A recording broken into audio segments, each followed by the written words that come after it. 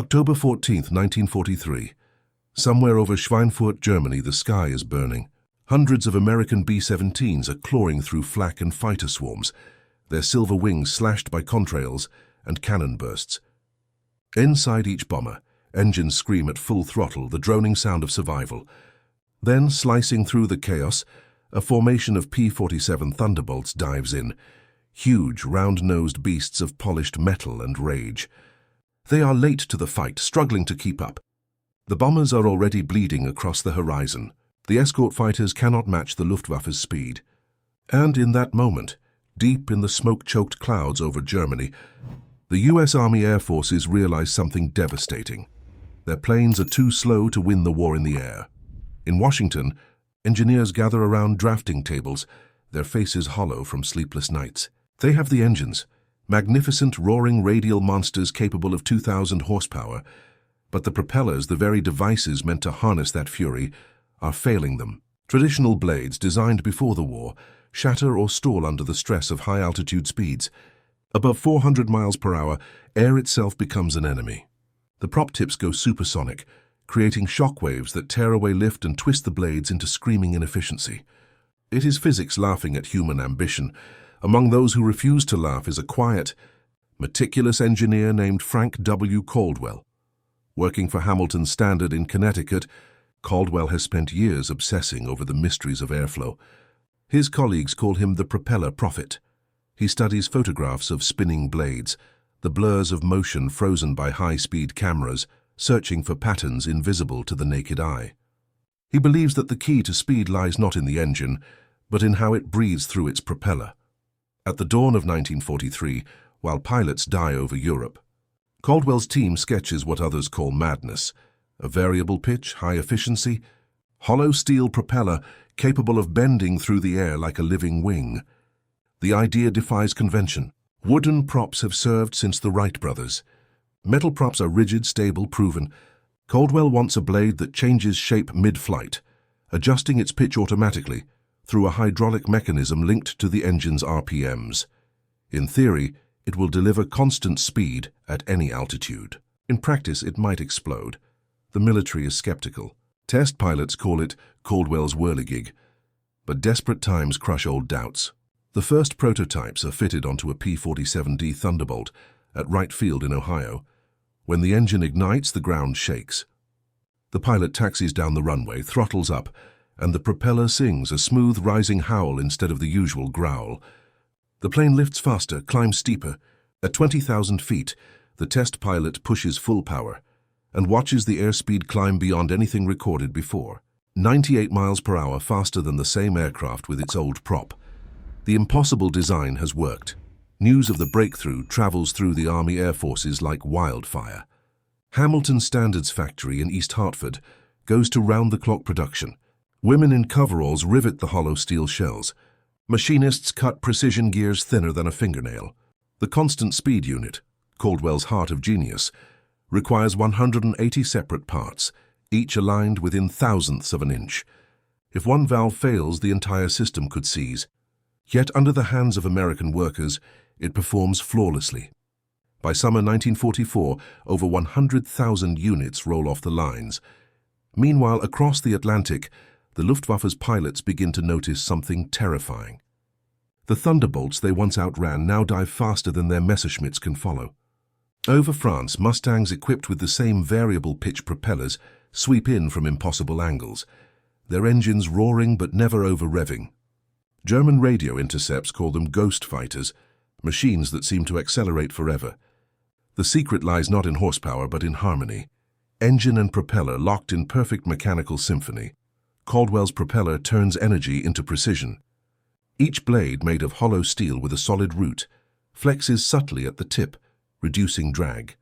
The hydraulic governor senses the engine's revolutions and twists the blades to maintain optimal speed automatically. In a climb, the blades bite deeper into the air. In a dive, they flatten to prevent overspeed. Pilots call it magic metal. Engineers call it balance. At 2,700 RPM, a Thunderbolt armed with Caldwell's design can sustain 433 miles per hour, over 100 faster than its earlier models. Inside those cockpits, pilots begin to trust the unseen hands of science. One P-47 ace later wrote that the new propeller felt alive, like it knew what I wanted before I did. Gone were the frantic throttle adjustments, the fear of engine failure during dives. With the new prop, the aircraft became an extension of thought. And thought finally was faster than fear. In the shadows of the factory floor, Caldwell himself remains reserved. He is not a flamboyant genius. He is an engineer of quiet conviction. While others celebrate, he refines. He studies wear patterns, redesigns hub seals, perfects balance weights. Every small correction saves lives in the sky. He rarely visits airfields, but receives letters from pilots who owe him everything. Men who made it home because their engines did not fail when diving through fire. By late 1944, the new propellers equip almost every major U.S. fighter, P-47 Thunderbolts, P-51 Mustangs, even the twin-engine P-38 Lightnings. The air war over Europe changes overnight. Bombers that once flew naked now have escorts capable of chasing the enemy from Berlin to back again.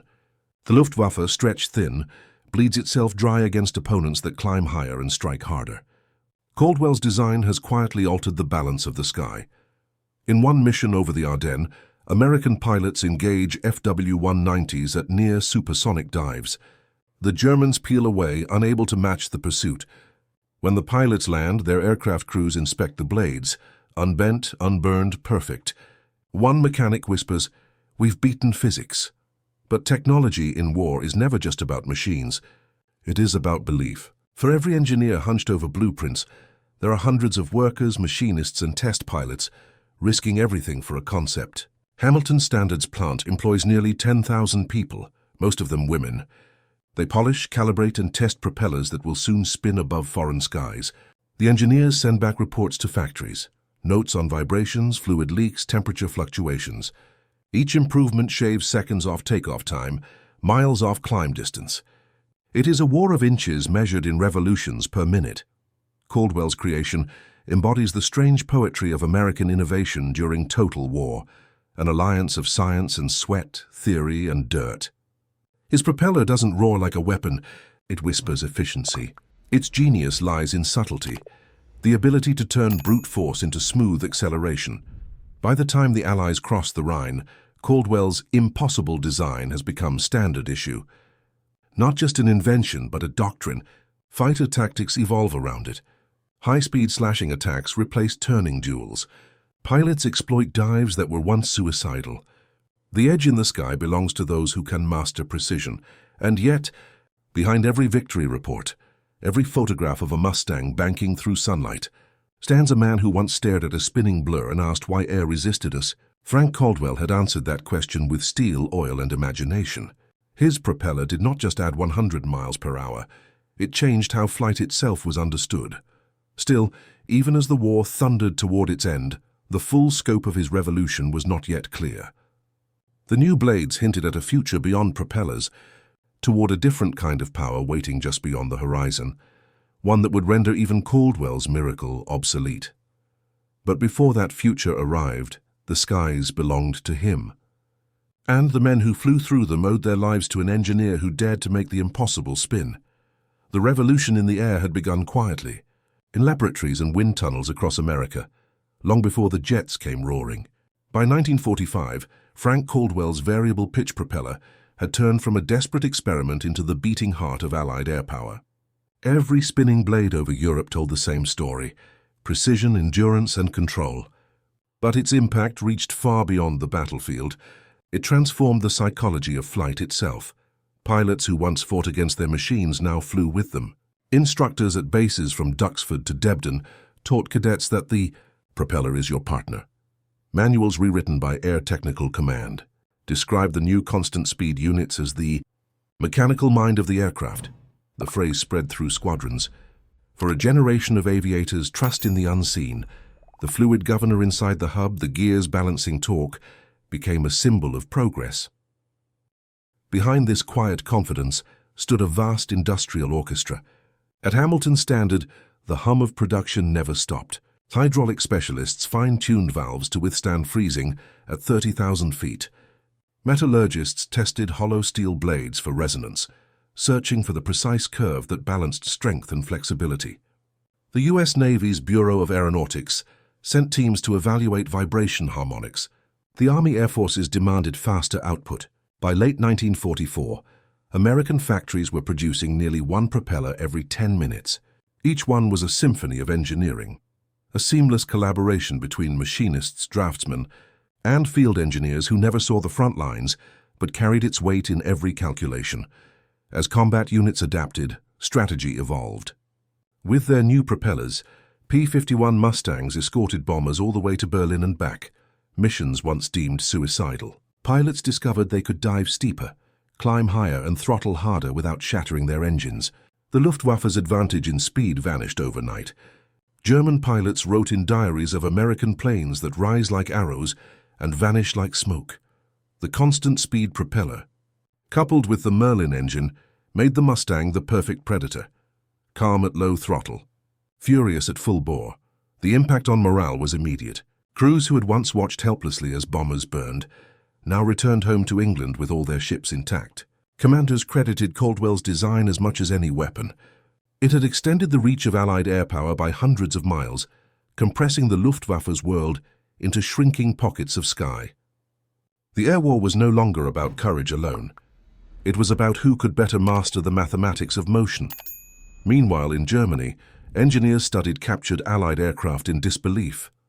At the Luftfahrtforschungsanstalt near Braunschweig, scientists disassembled a Mustang propeller and found a complexity beyond anything they had imagined.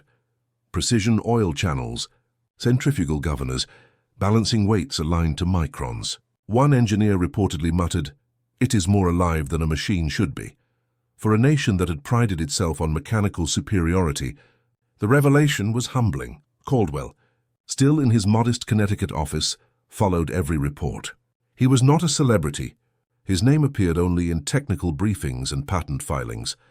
Yet generals visited him, shaking his hand with the quiet gratitude reserved for men who changed the odds. His reaction was always the same. The design just made sense. He never spoke of the thousands of pilots who would never return, but whose comrades had survived because of his work. For him, the victory was in the precision, in turning raw chaos into measured control. After Germany's surrender in May 1945, the U.S. military conducted exhaustive evaluations of wartime technologies. Among the findings, one line stood out: the introduction of constant speed.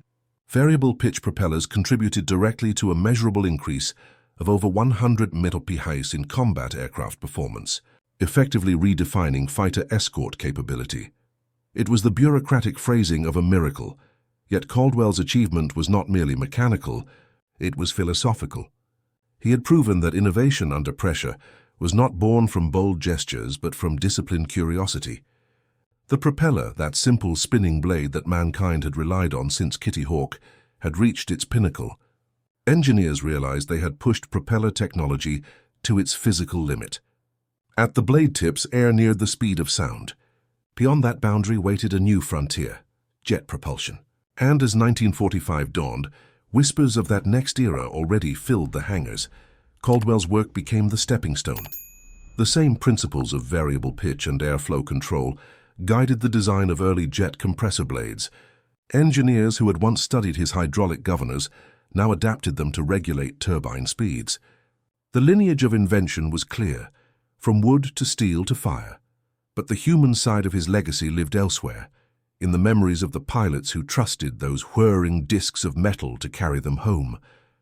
In post-war interviews, many spoke with reverence, describing the hum of the Hamilton propeller as the heartbeat of the Mustang. To them, it wasn't a component, it was a companion. The difference between life and death was measured in its spin. In the years that followed, Caldwell received the Collier Trophy, aviation's highest honor, recognizing his contribution to the advancement of flight. But the ceremony was quiet, stripped of wartime glamour. Photographs show him standing shyly beside his creation, hands folded, expression calm. Behind him, a propeller gleamed under the lights, a perfect spiral of polished steel, a monument not to power, but to precision. When jet fighters finally replaced the great piston aircraft, Caldwell retired. He lived long enough to see the sky filled with machines that no longer needed propellers, yet every turbine blade still bore the shadow of his genius. twisted metal shaped by the same principle, efficiency through harmony.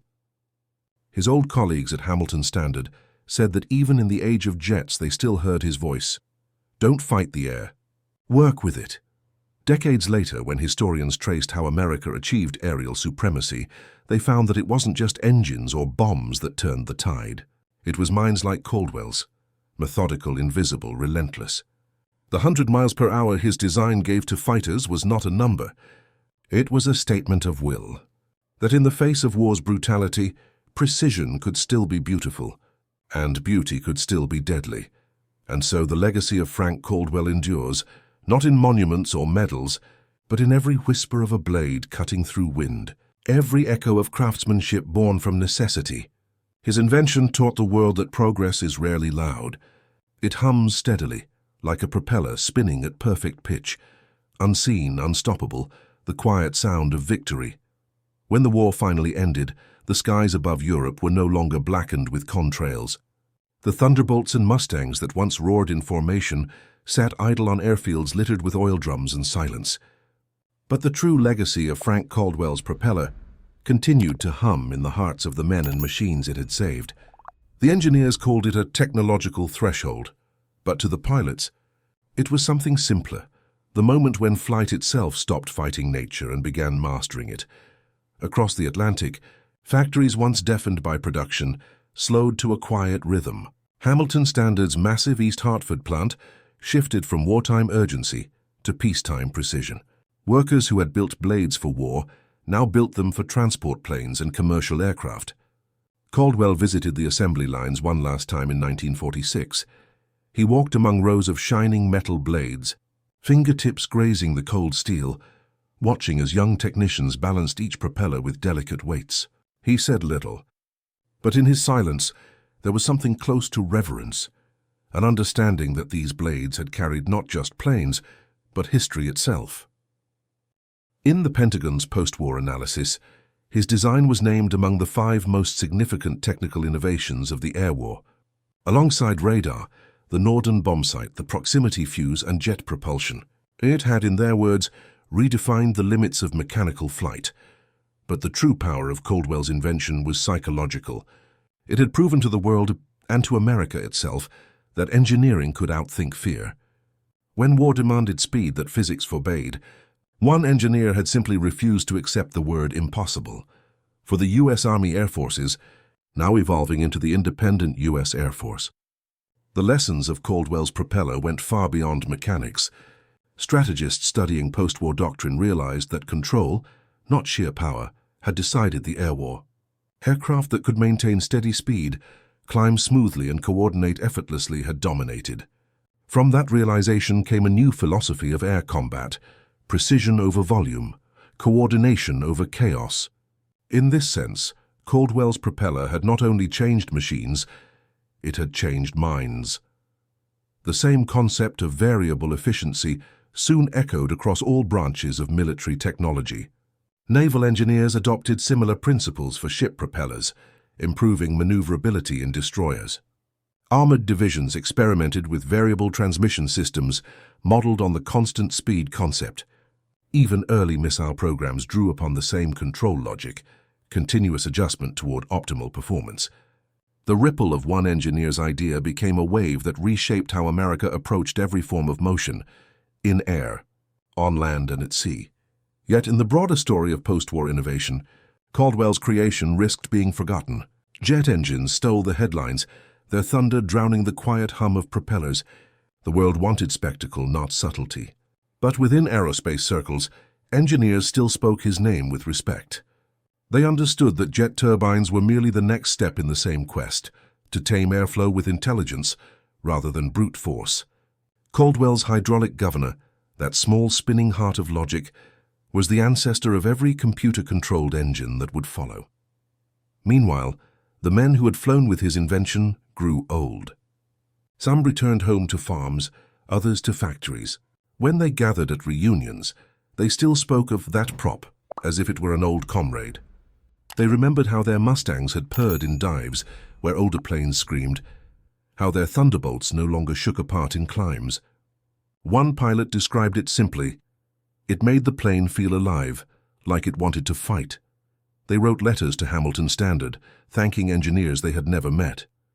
Those letters were kept in file drawers decades later, like small medals of gratitude. Caldwell himself never sought the spotlight.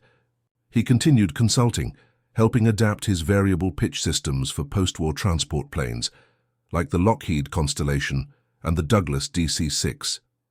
These aircraft carried soldiers home, refugees across oceans, and mail across continents. The same smooth efficiency that once cut through war clouds now linked the world in peace. He would later remark to a colleague, "We built them for survival." Now they carry hope. As the Cold War dawned, the philosophy he embodied, precise engineering as strategic power, became the backbone of America's new defense industry. From jet turbines to missile guidance, from naval propellers to early space capsule re-entry systems, the lessons of variable control and aerodynamic balance were everywhere. When the first American astronauts climbed into capsules bound for orbit, their systems of thrust modulation owed their lineage to the same thinking Caldwell had applied to spinning metal decades earlier. By the time he retired, his invention had outlived its battlefield, but not its relevance. In museums, gleaming Mustangs stood under spotlights, their props motionless yet somehow still poised for flight. Tourists admired their beauty, but few understood the precision hidden within those blades. How each one was a fluid sculpture of pressure and velocity, turning chaos into control. Caldwell passed away quietly, leaving behind no grand memoirs, no dramatic speeches, only blueprints, patents, and a generation of engineers who carried forward his obsession with perfection. To them, he was a reminder that true genius often works in whispers, not thunder. Historians later called the variable pitch propeller the last great song of the piston age. It was an invention that bridged eras, between the roar of engines and the scream of jets, between craftsmanship and computation. In it, you could trace the soul of an age that believed the human mind could sculpt the air itself. Today, as modern aircraft cut across the stratosphere powered by turbines and algorithms, every blade, every rotor, every fan that turns still owes something to Caldwell's moment of defiance. His lesson remains timeless, that progress is not about overpowering nature, but understanding it deeply enough to move with it. And so, from the burning skies of 1943 to the quiet hum of modern flight, his story endures. One engineer, armed only with equations, patience, and conviction, gave the Allied pilots 100 more miles per hour, and in doing so, gave the world a century of speed, because in the end, war may have been the catalyst, but precision was the victory. And every time a propeller spins, somewhere in its rhythm is the echo of Frank Caldwell's impossible dream, a dream that turned air into ally and motion into art.